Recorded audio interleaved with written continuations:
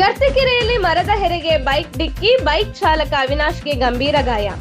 Ripponpet July 29. Hosanagara ತಾಲೂಕಿನ ರಿಪ್ಪನ್ಪೇಟೆ ಸಮೀಪದ ಗರ್ತಿಕೆರೆ ಗ್ರಾಮದ ಬಳಿ ಸಂಭವಿಸಿದ ರಸ್ತೆ ಅಪಘಾತದಲ್ಲಿ ಬೈಕ್ ಚಾಲಕ ಅವಿನಾಶ್ ಗಂಭೀರವಾಗಿ ಗಾಯಗೊಂಡಿದ್ದಾರೆ.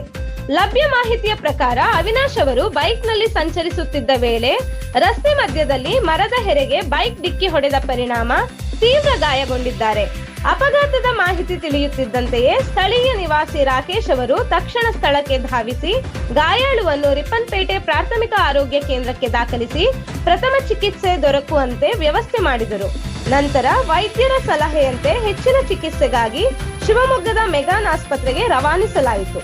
ಗಮನಾರ್ಹ ಸಂಗತಿ ಎಂದರೆ ರಾಕೇಶ್ ಅವರು ಈ ಹಿಂದೆಯೂ ಅನೇಕ ರಸ್ತೆ ಅಪಘಾತಗಳಲ್ಲಿ ಗಾಯಾಳುಗಳನ್ನು ಸಮಯಕ್ಕೆ ಸರಿಯಾಗಿ ಆಸ್ಪತ್ರೆಗೆ ದಾಖಲಿಸಿ ಮಾನವೀಯತೆ ಮೆರೆದಿದ್ದು, ಅವರ ಈ ಸೇವಾ ಮನೋಭಾವಕ್ಕೆ ಸಾರ್ವಜನಿಕರಿಂದ ಮೆಚ್ಚುಗೆ ವ್ಯಕ್ತವಾಗುತ್ತಿದೆ. ವರದಿಗಾರ ಗಣೇಶ್ ರಿಪ್ಪನ್ಪೇಟೆ ಜೊತೆ ಸ್ಟಾರ್ ಆಫ್ ಶಿವಮೊಗ್ಗ.